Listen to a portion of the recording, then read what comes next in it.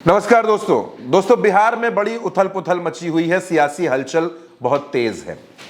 बिहार में नीतीश कुमार की पार्टी में भले ही दो गुट हो, लेकिन नीतीश कुमार ये समझ चुके हैं कि भारतीय जनता पार्टी उनको जबरिया रिटायर करना चाहती है और इसीलिए नीतीश कुमार ने अब भारतीय जनता पार्टी को टेंशन देना शुरू कर दिया है। जेडीयू से जुड़े सोर्सेस का यह दावा है कि नीतीश कुमार ने यह दावा किया है एक इंटरनल मीटिंग में जो उन्होंने अपने कुछ खास लोगों के साथ की।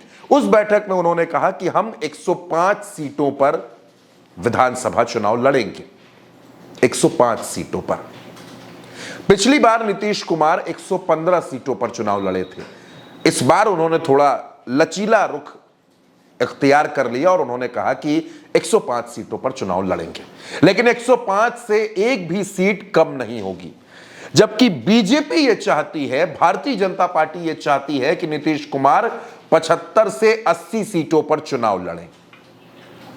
नीतीश कुमार 105 से नीचे आने को तैयार नहीं है। आपको याद होगा कि नीतीश कुमार को हाल ही में अश्विनी चौबे ने रिटायरमेंट प्लान ऑफर कर दिया था।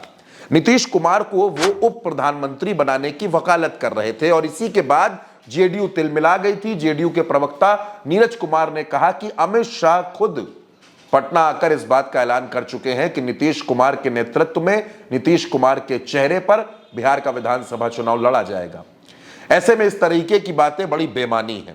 जाहिर सी बात है, नीतीश की पार्टी को मिर्ची लग गई थी। बात ही ऐसी बोली थी चौबे जी ने।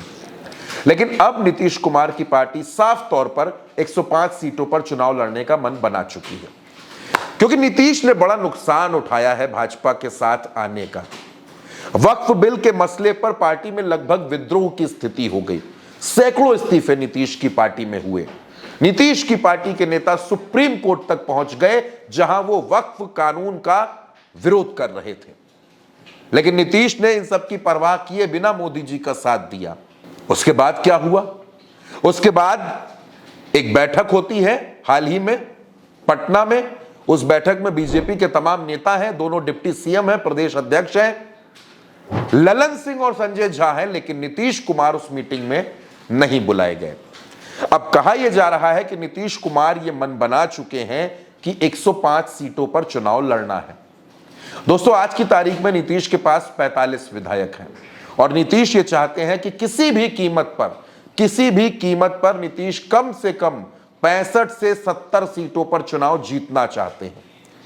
और अगर 65 से 70 सीटों पर चुनाव जीतना है तो कम से कम नीतीश को 105 से लेकर 120 इस आंकड़े के बीच में सीटें चाहिए होंगी, जिन पर वो चुनाव लड़ें और उसके बाद उनके विधायक चुनाव जीत कर आए।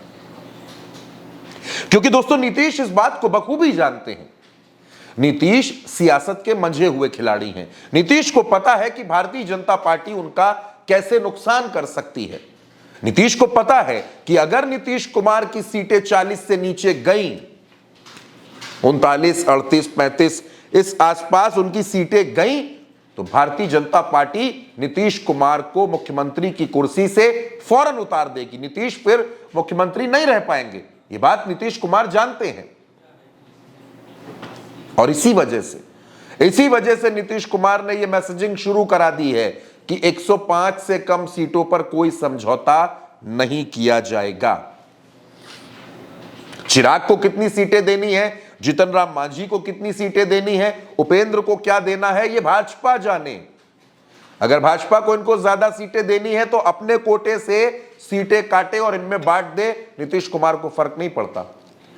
लेकिन नीतीश की शर्त है कि 105 सीटों पर जेडीयू चुनाव लड़ेगी और शर्त यह भी है कि नीतीश की पार्टी जितनी सीटों पर लड़ेगी उससे भले ही 2 कम हो, लेकिन भाजपा की सीटें उससे कम होनी चाहिए।